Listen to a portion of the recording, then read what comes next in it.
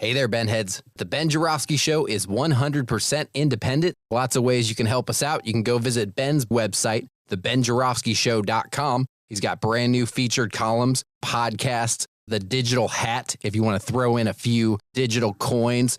Follow the show on YouTube. That helps us out. Check out some of the shorts on YouTube at Benny J Show.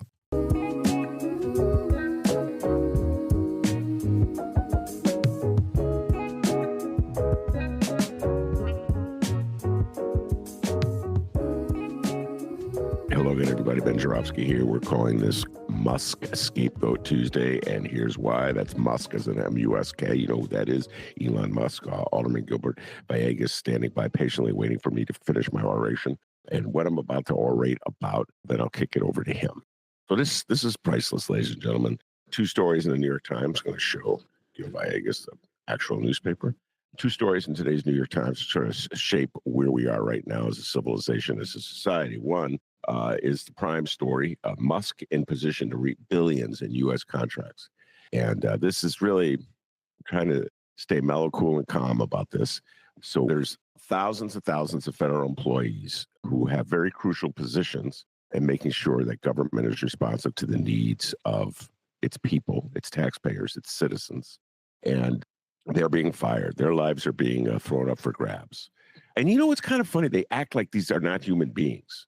When I read about these cuts, it's almost like the attitude that some bloggers have and some sports writers have about basketball players, not really human beings, they're assets. Okay, so in this case, Donald Trump has decided that these people's lives are worthless. We don't need them in the federal government. He's going to fire them. What it does to their lives, what it does to their families, what it does to their budget, what it does to the economy of the towns that they live in, the cities they live in, what it does to the real estate markets in the cities they live in. None of that matters. It's like, we're going to get rid of them. We're going to eliminate them. And people are cheering them like it's a wrestling match. It's a good thing. Okay, no matter what. No matter if you're going to call a Social Security office and get a busy signal, if you're lucky, because he fired the person who's going to answer your phone, who should be answering your phone call. All right. So that's happening right now. It's ongoing. The unions and the workers themselves going to court to block it. Meanwhile, Elon Musk in position to reap billions in U.S. contracts. This just blows my mind. Elon Musk, of course, the world's richest man, who's Donald Trump's sidekick in the dismantling of the federal workforce, the guy who brags about it, who has videos of himself with a chainsaw, like he's going to just cut it in half. That man's going to get billions in contracts, U.S. contracts. SpaceX, his company, he's going to fly to Mars. I don't know if they'll ever make it to Mars, but I'll tell you what will make it. That money to his bank accounts, that will make it. And then his Starlink satellite dish, he's going to get billions in contracts to put Wi-Fi in rural areas. I'm like, somehow or other, a very noble deed is going to mean billions for Elon Musk. And so we're firing ordinary human beings who play a very important role in our government, and we're enriching this billionaire. And I saw this happening here in the city of Chicago a little bit. I remember when the call workers were fired. I think, Gil, this is before you took office. This was when Rahm, his first term, they had real city workers, people who lived in Chicago, lived in the wards, paid their taxes. They were fired because Rahm thought it was a good idea to hand out a privatization contract to some company that would take the money outside of Chicago. So it's going on a massive scale in the federal government. Meanwhile, here's the second story that caught my eye. It's an honor, Mr. President. Oh, hey, Elon. And it talks about what happened Saturday night in Philadelphia at the Wells Fargo Center, where Donald Trump and his entourage showed up for the NCAA men's Division I wrestling match. Okay. And he's very popular with wrestling fans. This is real wrestling, not pro wrestling, but this is college wrestling. And one by one, people came and they took pictures of Trump, and they cheered Trump. And then sitting with Trump, of course, is Elon Musk. Because you're going to get access to those billions of dollars, you got to be with the man all the time. And these fans of Trump were interviewed, and all of them bashed Musk. Like Musk was dismantling the government. They talked about how it's frightening to dismantle the government so quickly. It's not thoughtful to dismantle the government this quickly. We shouldn't just brutally fire people without thinking about the consequences to those people who are fired and the entities, the jobs that they did. But they blame Musk, not Trump. They want their pictures taken with Trump, but they castigate Musk. I'm like, what do you think is ordering the firings? And what it reminded me of, I had to go back in time. I'm going to tie everything together before I bring on Alderman Villegas. What it reminded me of was back in the day, and this is before Gil was in office, when Daley was the mayor of the city of Chicago, and we'd have budget hearings, and the alderman would bash these budget heads. They come down for the budget hearings, and Mick Dumke and I would laugh. They would be ripping this budget head and ripping that one, okay? But not one bad word about Daley. Well, who do you think ordered the budget guys to cut the budget? You think the budget guys, some bureaucrats in charge, or Daley in charge? Oh, I love the mayor. That's just what that mindset. Oh, I just love Donald Trump. It's Elon Musk's fault. Oh, really? Did Elon Musk make Donald Trump bring out those Teslas to the lawn of the White House and pitch Teslas? What is Elon Musk, Rasputin, and he's gotten a hold of Donald Trump and brainwashed him? Come on, MAGA. You're acting, I hate to say it, you're acting like Alderman in the days of Richard Day. I'm just saying it, MAGA. Okay. All right, Alderman Villegas, you put up with me long enough on that oration. Welcome back to the show. Thank you, Ben, and appreciate the opportunity to get back on here, and always like listening to your point of view. So the joke here is I'm a little to the left of Gil Villegas, put it mildly, but I enjoy, we're both Democrats, okay? I'm going to come out and say, I'm a Democrat. I've always voted Democrat, except for once in my life. I voted for Republican, and I think it was probably before you were born. So who am I kidding? I'm stuck with the Democratic Party for better or worse. And you're more of the centrist variety of a Democrat. And so somehow or other, we have to coexist long enough to defeat Donald Trump or defeat the Trump movement and elect Democrats. So let's see if there's anything we can find agreement on, a mutual spot here in this conversation. So I'll start with the conversation about the budget cuts. Let's start there. We'll get into the X issue with Ukraine in a little bit, but I'll start with the budget cuts since I've mentioned them. Your thoughts, your just initial thoughts on what Donald Trump is doing to our federal workforce. Go ahead. Yeah, so what you see going on right now is that the administration is creating a false narrative. They're trying to tell Democrats, if you don't support DOGE, then you're for bloated governments. And the reality is that there's no elected official that's for waste, corruption. There's no one that stands for that. But the question is, what are we doing in looking at what the inspector generals of those respective departments have, the reports they've issued around mismanagement? One of the things that Trump and Musk like to talk about around Social Security is that there's people that are 120, 130 years old that are receiving checks, which is the inspector general has come out and blatantly said that that's false. The Social Security Department keeps record of those folks that have received Social Security benefits. And so, yes, the records will contain someone who's 120 years old, but it says no longer receiving benefits. It's just a tracking of people that have received benefits in the past.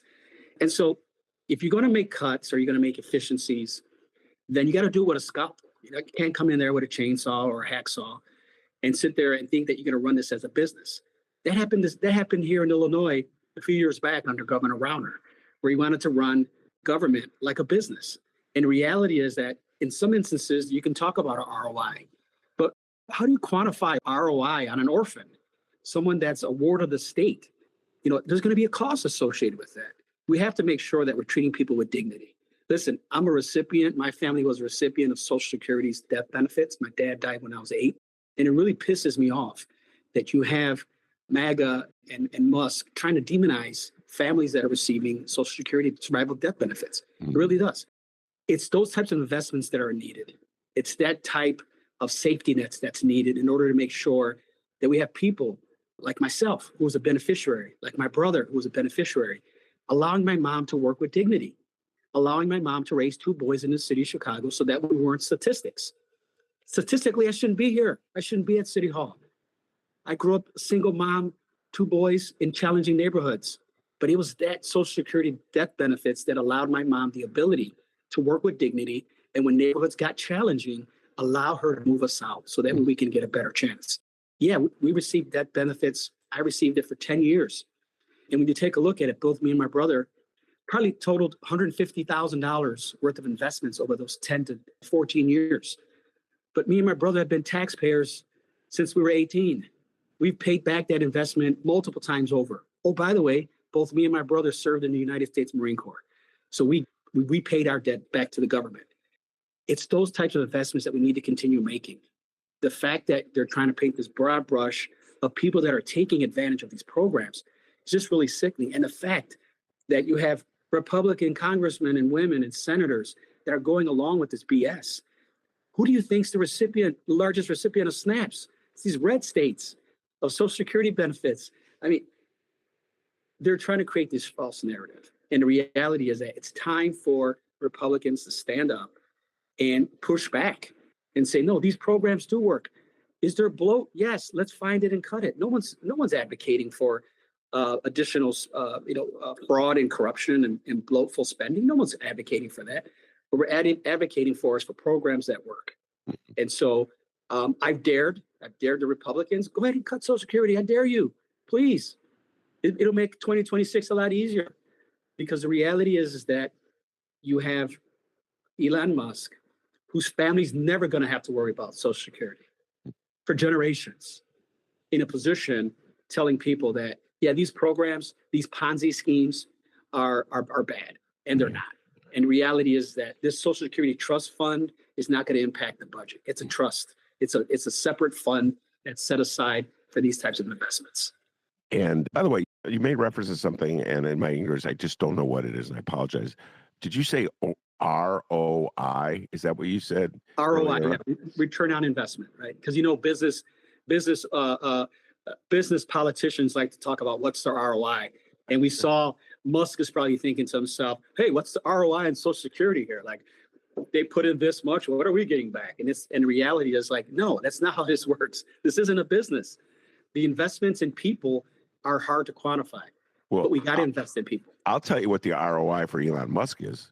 Oh, yeah. Oh, the ROI for Elon Musk is billions and billions of dollars and handouts from Donny Trump's administration. That's the ROI. That's his investment. He shows up with a chainsaw and goes on TV. So that's his work, Gil. Okay, that's what he did. That's his investment, and the return, billions of dollars, man. Yeah, I've never would imagine that we would be in this situation where you would have a president allowing a non-elected official to make these types of decisions, impacting tens of thousands of Americans' lives, and the majority of them being veterans. And so it's disheartening that you don't have Congress standing up. It's disheartening to see the Republicans going along with this scam. And because the fact that they're afraid of being primaried and Musk funding their opponent. But you got to stand up. If you don't stand up for something, then you're falling for everything. And this is exactly what's going on here. Yeah, I just laid out the opening where Elon Musk is the villain. They depict Elon Musk. So everybody's blaming Elon Musk. So I need to know your thoughts about this, the psychology of this game that's happening. So follow me on this. I talked about this at their wrestling match in this weekend in Philadelphia. The Trump supporters were loving Trump and booing Musk. And please explain to me this psychological shifting game that's going on here. It's hard to explain. I mean, the reality is that you have Trump, who talked about, to his MAGA base, talked about all this draining the swamp. Little did they know that the swamp they were talking about was Social Security benefits, VA benefits, housing urban development benefits. I mean, that's the swamp that they were talking about. And this is going to impact those folks that ultimately voted for them. Think about what's occurring in Florida, where you have Cubans, Haitians, and Venezuelans that are going to be deported. They're going to revoke their citizenship in order to deport them. These are the same people that voted. The majority of those folks voted for Trump. They didn't vote for that, but they were scammed. And we know that President Trump is the biggest con artist we've ever seen in history. And the fact that you have people floating a third term, I mean, we're on the precipice of someone trying to be an oligarch, someone trying to be a dictator. And you take a look at what's going on, where he's capitulating to Russia. Taiwan's on the menu. Now, all of a sudden, United States is interested in Canada, Greenland, and Panama Canal. What are we talking about? Russia, taking a look at Europe, reconstituting the USSR. I mean, we're talking about a new world order here. And I think people are not waking up to this. They got to wake up to this. And 2026 will be an opportunity to recapture one of the chambers in order to make sure there's a check and balance. Right now, what you see is the MAGA Republicans running amok, and they're going to create a lot of damage. And it's going to ultimately impact the same people that supported him. These people aren't a cult. They need to wake up, because democracy is on the line here. This is an experiment that's been going on for almost 250 years, and we have someone like President Trump that's at risk of dismantling this great experiment called America. You mentioned Donald Trump as a scammer. How long, in your humble opinion, will it take before the people being scammed focus their attention on the person doing the scam? Yeah, so I think that you're starting to see people realize, and people thinking to myself, hey, I didn't vote for that. What do you mean? What do you mean we're going to cut this and cut that? The one community that I'm really disheartened to see them not being activated are Republican veterans, because this is a population that has always been a community that has received bipartisan support. And the fact that you have Musk and Trump both targeting the VA, saying that there's all types of scams there. Listen, we know how Trump feels about veterans. He's talked about them. He's a fake supporter. He's called former Senator McCain suckers and losers and not really the hero. And he said the same thing about other veterans. He's a phony. And so I think that you're starting to see people, especially those folks that voted for him, saying, wait a minute, this is not what I signed up for. Well, you know what? It's too late. You signed up for it. There was a lot of signals around it. Part of the Democratic Party's fault for not having an open primary to allow for a Democratic candidate to emerge instead of allowing the vice president to be the candidate. But the reality is that, look, whether it was Biden or Harris, I was going to support whoever the Democratic candidate was. But we should have had an open primary to allow for a lot more discussion and open distent. What we had was two choices, Trump and Biden. And when Biden left, we had Harris. And so they thought, well, this is the same thing as Trump and Biden. Had we opened it up, we'd have had more people ultimately coming to the Democratic Party side, because there's a lot of good things that we're promoting. You know, we are the party of the working family. We have just lost how to message it. There's no reason why union members, tradesmen, small business owners are leaning towards the other side. Those are the people that ultimately belong to the Democratic Party. And I say belong, I mean their values. We share the same values about making sure about diversity, equity, and inclusion. You know, I've told people, look, with DEI, I'm not going to allow it to DIE. We're going to fight like hell to make sure that people have an opportunity. That's all we're looking for. No handouts, just a hand up. So let's talk Social Security for a moment. It's unimaginable to me that we're at this stage, because Social Security was always regarded as the third rail. If you start talking about cutting it, it's instantaneous electrocution. That's a metaphor, ladies and gentlemen. And they are openly talking about it. They are firing people at the Social Security administration. Gil, I am telling you right now, your phones are going to be ringing. And I'll tell you why I say that. The one thing I know about people in Chicago, the only politician most of them can name, they can all name the mayor. I think that's about 80% of Chicagoans can tell you at any given time who the mayor is, okay? Well, in this case here, it's 94%. Okay, all righty. Okay, a little Brandon Johnson hate there. I'm just going to let that one swim out to the ocean. That's an inside joke. Brandon, I still love you. You know I'm sticking by you. I'm the only guy in Chicago standing by you, but I'm with you to the end. It'll be me and you, Brandon, and maybe Stacy. So, okay, all right. 90% can say who the mayor is. Mostly because they go to O'Hare and they see his picture and they hear the voice, okay? But I'd say about 75% know who their alderman is. And they may not know the full name, Gil, but they know like Chicagoans know the last name. So I live in the 47th ward. I've lived in the 47th ward since you were a kid in high school. Okay, troublemaker in high school. Forget which high school you were. You were troublemaker. Roosevelt High School. Yeah. Oh my God, you were a Rough Rider. How could I not know that? You were such a troublemaker, man. The teachers would tell me, man, that Villegas kid, I don't know, he's nothing but bad news. That's right. So you're a Rough Rider. You're just west of me. Yep. All right. You're in the, well, that would have been the 40th ward back then, I think. It doesn't matter what ward it was in. It's in the 33rd now. Anyway, when you were a troublemaker Roosevelt, I was still in the 47th ward, and we had an alderman named Eugene Schulter. Yep. All right. And so I'm always asking like to get into conversations. Do you know who our alderman is? And they would go, they think about it. I could see the little Chicago brains going around. They go, Schulter. Yeah, that's good enough. And then when he ran against Kelly, Johnny Lira, shout out to you. They came up with that nickname, which I will not repeat on the mic. But so some of them knew him as by the nickname that Johnny Lira came up with. But point is that they know the alderman. And when they're trying to get a question answered regarding Social Security benefits, good luck if you fire the people who answer the questions.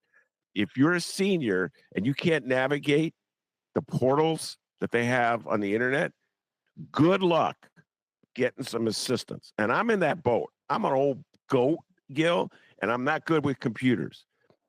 I got to lean on a lot of people, shout out Josue, who help me navigate this world, all right?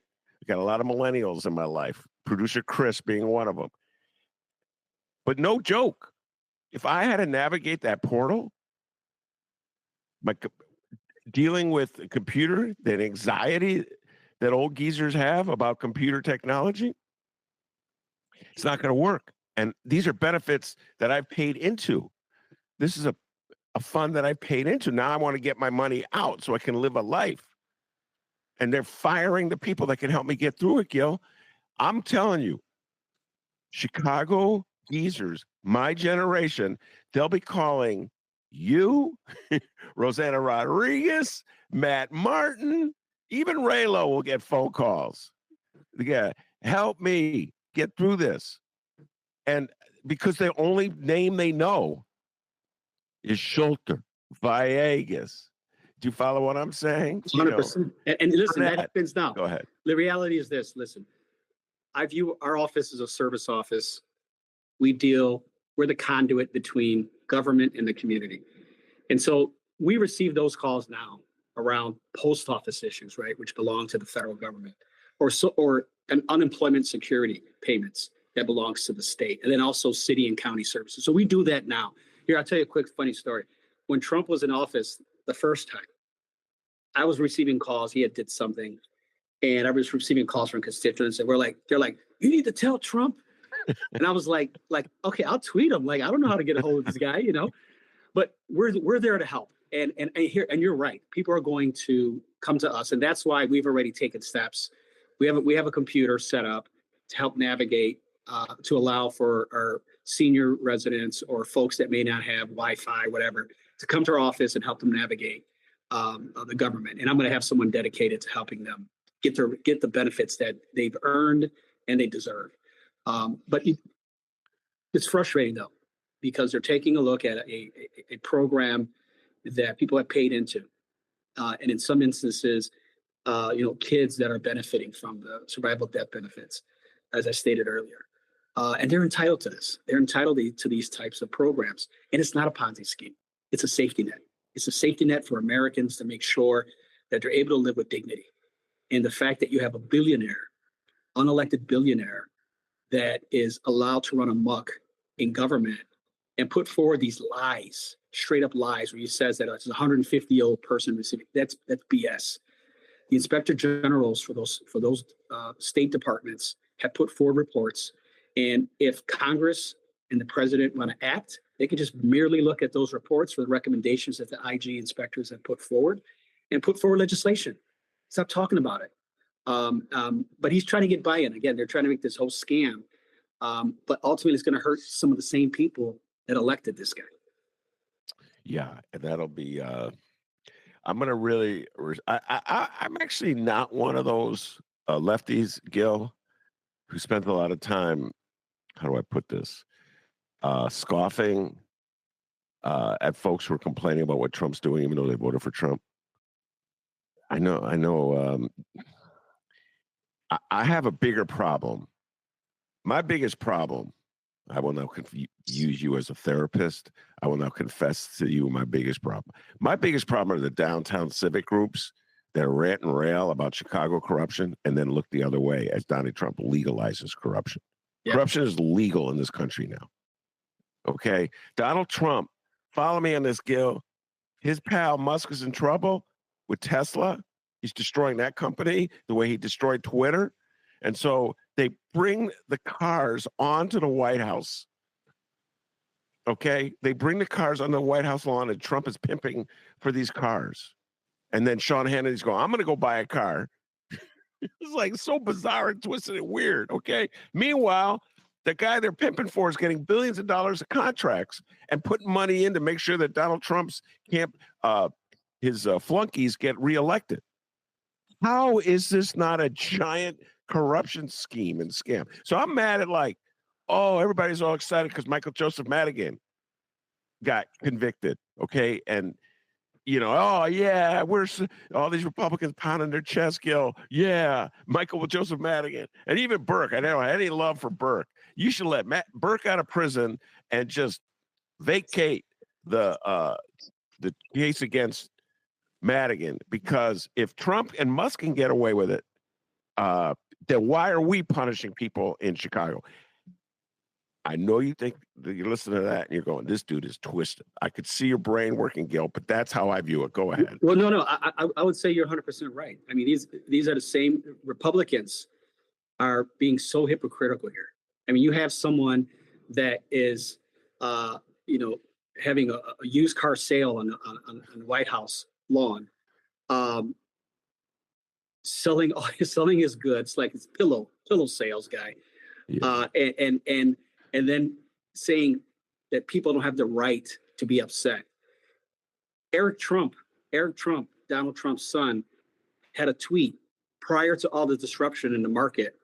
He basically said in a tweet, "Buy the dip." And I'm thinking to myself, are they talking about the stock market, tanking the stock market, buying it low, wow, and then as it rebounds, making money on it? I mean, this guy tweeted it. If you go look at his Twitter account, Eric Trump, in a tweet 2 or 3 weeks ago, he says, "Buy the dip." And I'm like, my God, this is corruption. But you know what, though? The Supreme Court has already allowed and said, you know what? When he's in office, he can do whatever he wants without any type of repercussions. And so he's like, okay, cool. This is perfect. I got the playbook. I'm just going to do whatever I want. And the Supreme Court, who I appointed, if not half of them, almost close to half of them, they've got my back on this thing. But Republicans should be standing up, talking about the conflicts of interest that are occurring here, and stop being hypocritical, and really stand up and start working on behalf of the American people. Wow, buy the dip, man. That's deep. They're going to cut Social Security, so you're going to be dependent on your 401k. Don't get old, Americans. That's my advice to you. Okay, just stay young forever. Figure out a way to do that. And now they're tanking the markets. So you buy the dip. We bought the dip. It was your daddy, Eric. Okay, that's what we bought. All right, since you mentioned Twitter, let's talk X. And I talked about this. I wrote about this. In the way in which X or Twitter has been weaponized by Musk. And I had 2 examples. One, an old friend of mine, shout out Keith Kelleher, and one you. And both Chicagoans, politically on different sides. He's far to the left of you. But very similar tales of how X has been weaponized. And we'll stick with yours. I've talked about Keith's before. You put out what I thought was a totally acceptable tweet, or X, or whatever they call it now, announcing your support for Ukraine, and then the blowback. And I was having breakfast with Josue, and he told me the story. I just blew my mind, man, that like this has been turned into a weapons machine. He Musk talked about how it's going to be a free market, and what a joke. It's not a free market. It's a market dominated by him, controlled by him, to have his expressions disseminated. Anybody who strays in any way from his view of the world is attacked. It's like this is the most unfree market ever in the name of free markets. So, Gil, why don't you explain what happened? Tell the story. Go ahead. Well, this comes on the cusp of where we saw President Trump and Vice President J.D. Vance hold a sham of a meeting where they had Zelensky there. They were talking about how Zelensky should be more appreciative of the support that he's receiving from America. Now, as a Marine, I support our allies, and there's no part-time support. It's full-time support. I support democracy across the country, across the world. And when you have someone in Zelensky who's ultimately fighting a war, and we have Russia that's being supported by China, Iran, North Korea, and all the other extreme groups against the U.S. in its fight for democracy around the world. You've got to take a stand. And when you have a President Trump who, in my opinion, has been compromised and is doing the bidding for Putin, you got to say something. And so I felt compelled, as number one, as a Marine, to say something about this, about the fight for democracy, and number two, as the local elected official that represents Ukrainian Village, the fourth largest Ukrainian village outside of Kyiv. And I've talked to and met some of the soldiers that have been on the front line that are defending democracy. And if people think that Putin's going to stop at Ukraine, then I got a Tesla for sale for you on the White House lawn. This Putin is trying to reinvent the USSR. His economy is crippling. Ukraine has a bunch of rich assets that are there. They're trying to take it over. And so I'm going to continue to stand up for our allies because of the fact that I'm a supporter of democracy. And they're fighting a war in lieu of us having to go there and help fight the pushback. Because Poland is on guard now. Thank God Europe is standing up here and stepping up to help Ukraine. But the reality is that you have President Trump, J.D. Vance, and even Secretary Rubio talking about you should be more appreciative. No. We should be appreciative of Zelensky fighting for democracy and fighting a fight that we don't have to fight with our own troops. We're supporting them with weapons and artillery. That's what we should be appreciative of. I am appreciative of that because democracy and the Western civilization is something worth fighting for. Freedom is as they say, is never free. People have to pay. And in this case here, you have Ukrainians paying with their life. And so if I'm going to have to pay for bullets and artillery to help defend democracy, I'm willing to do that. And more importantly, the majority of Americans are there that will support that. What you have is those MAGA folks and those people in Congress like Marjorie Taylor Greene and Jim Jordan. They're just following the MAGA script. And whatever President Trump says, they just parrot it without any types of facts. But it's those Republican veterans that are really disappointing me right now because they understand what the mission is. They understand what democracy is. Hell, they've raised their right hand to defend it. And so have those congressmen and women. They've raised their right hand to defend democracy against all enemies, foreign and domestic. And so we have got to start holding them accountable. And it's the Republicans, not the MAGA Republicans, but the Republicans that need to start challenging, saying, wait a minute, this is not what we voted for. We do support our allies and start holding these folks accountable. When I made my comment on Twitter, you saw the bots come out. And I'm okay with that. It doesn't bother me. I've been called worse by better people. So that doesn't bother me at all. But I'm not going to compromise the fight for democracy across the world. Yeah. So when he posted his support for Ukraine on X. Damn, they came at him. There were like dozens and dozens of messages bashing him. They're bashing Gil. And so I was sitting in this restaurant. I started doing it with Josue, who's Gil's aide, and I was going through it. And I'm telling you right now, Gil, those are not real people. No. And I know I'm late to the game, okay? Millennials and Z's are laughing at me. Oh, the old man finally caught on.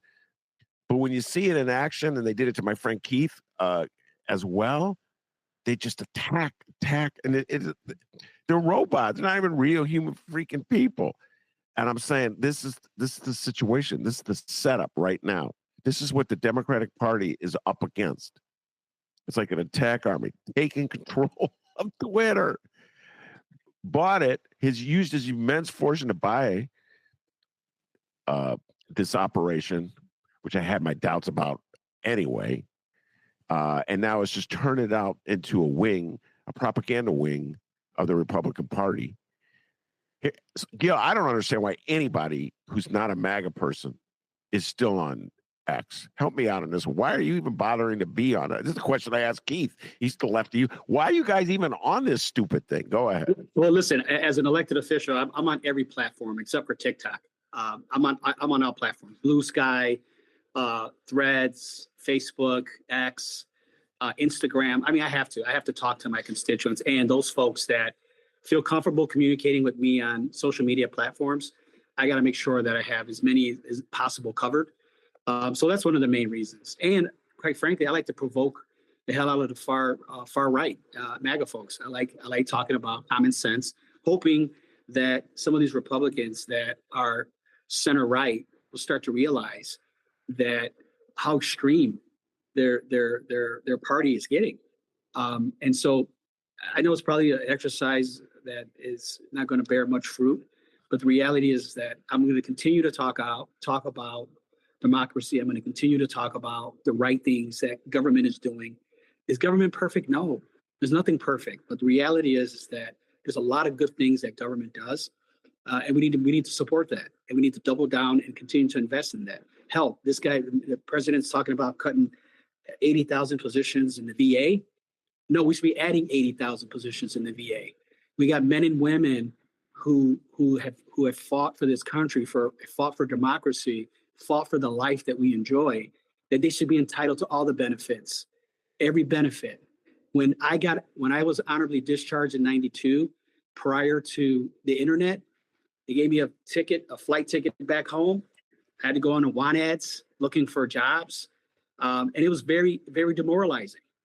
And quite frankly, very frustrating. That's why, as an alderman here in the city of Chicago, I'm trying to make it as veteran friendly as possible, because I've been in those shoes.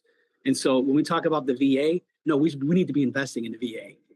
And those veterans, Republican veterans and Democratic veterans, need to be fighting for those investments. And shame on those Republican veterans that are not pushing back on these investments and these disinvestments in the VA. Shame on you. Yeah, siding with Trump over your veteran brothers and sisters, man. That is deep, the level of brainwashing. All right, we're going to close with a question, put you in the hot seat here. And this is a conversation that we had a lot over the last 2 weeks, had to do with the vote on the continuing resolution, or the filibuster that was voted down. What was it last week? I've lost track of time, Gil. So I've been very critical of the Democrats, including our own Durbin, Senator Durbin, and Chuck Schumer, who joined the Republicans to end the filibuster and pass the continuing resolution eventually that enabled the government to stay open. There's that, but essentially codified a lot of the cuts that Musk and Trump are making, and codified the situation where Trump and Musk feel free to continue to cut by executive order without calling on Congress to pass a budget. And in many ways, in my personal opinion, they were helping erode with that vote democracy as we know it. Obviously, not everybody agreed with me. 10 Democrats crossed over and voted. I just want to point out to you that your dear friend and ally did not. Senator Gallegos from Arizona was not one of the 10. I just want to point that out, Gil, before I ask you this question.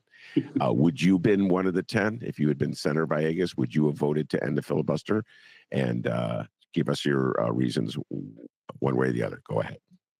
No, I wouldn't. I would have not been one of the 10. There comes a time in political life that you got to make a decision, and this is one of those times when you would have had to make the right decision by voting down the continuing resolution. Hell, the Democrats didn't get anything. They voted with the Republicans and got nothing. Nothing around DACA, nothing around investments in housing, affordable housing, nothing around veteran programs, nothing. And so I would have dared them to shut it down. Because again, the cuts are not just impacting Democrats, they're impacting Republicans too.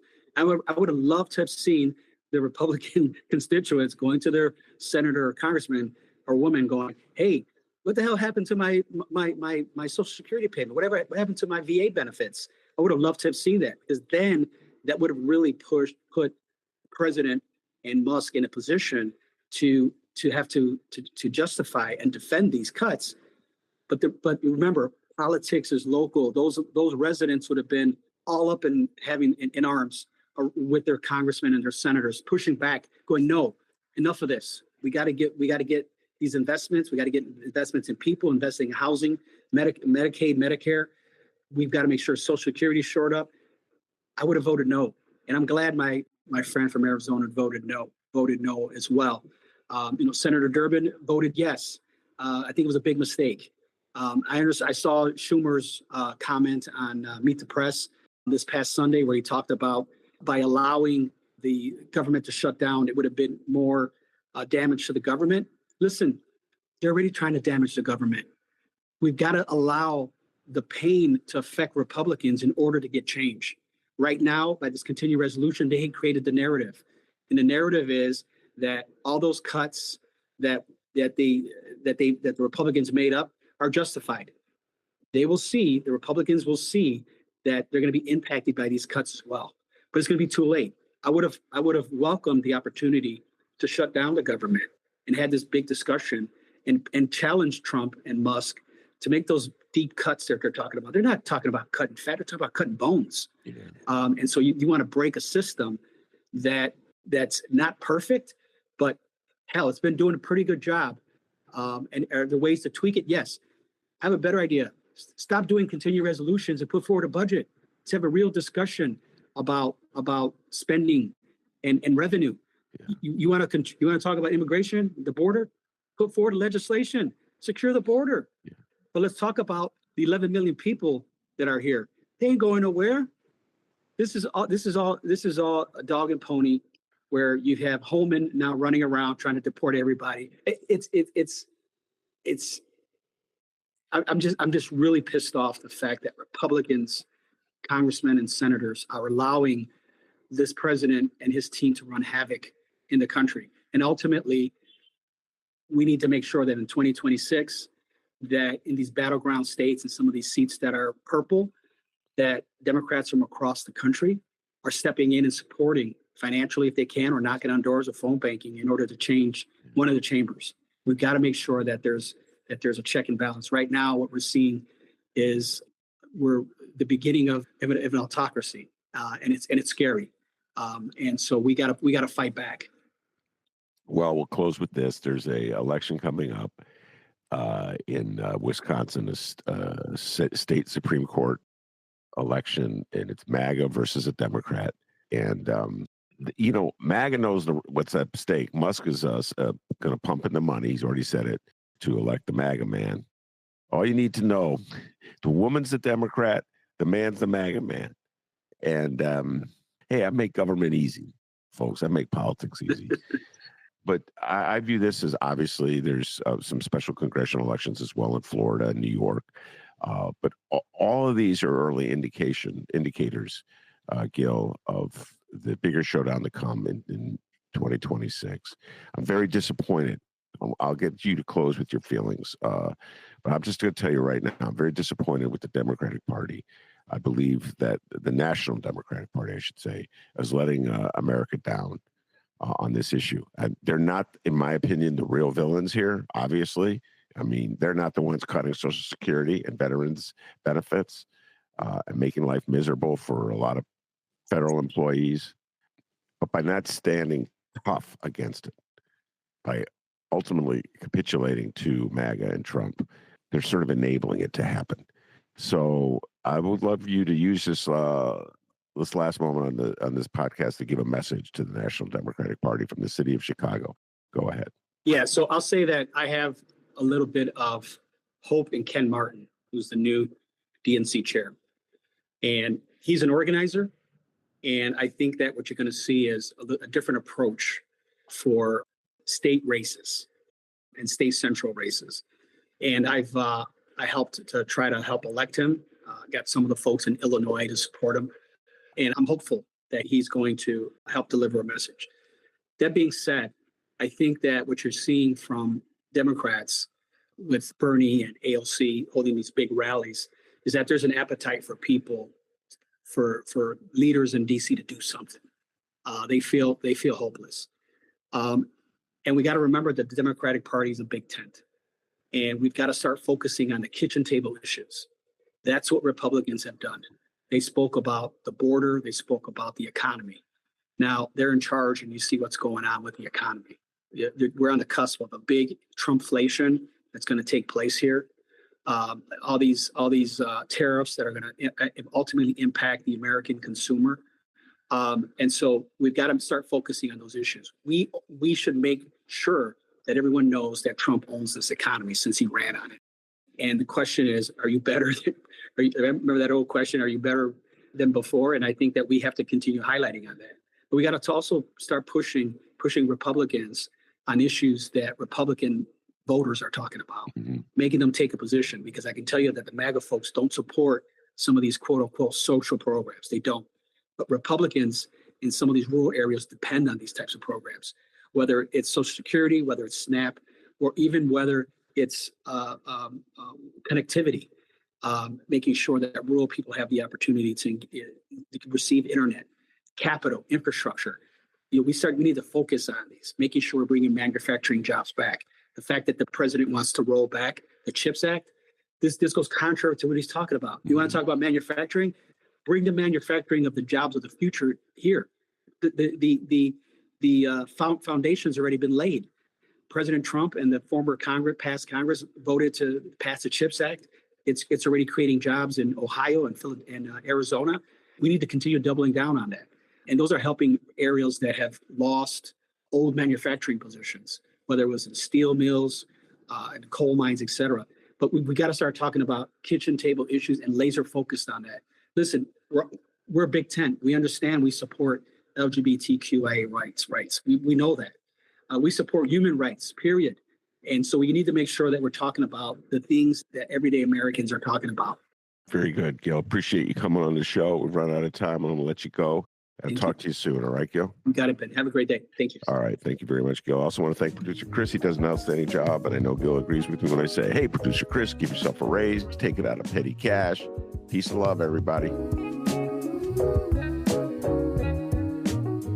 Thanks for listening to another episode of The Ben Joravsky Show. If you want to help the show, don't forget you can follow us on YouTube at Benny J Show. You can like the clips, like the shorts, watch the videos. It helps out. Once we get to a certain level, we might actually get a few dollars from YouTube. So that would be really nice, and it won't cost you a penny. Great way to help the show. Go to the new website, thebenjoravskyshow.com. Ben is constantly updating new featured articles. Podcasts are all up there. And if you want to throw in some change, well, the digital hat's there for you too.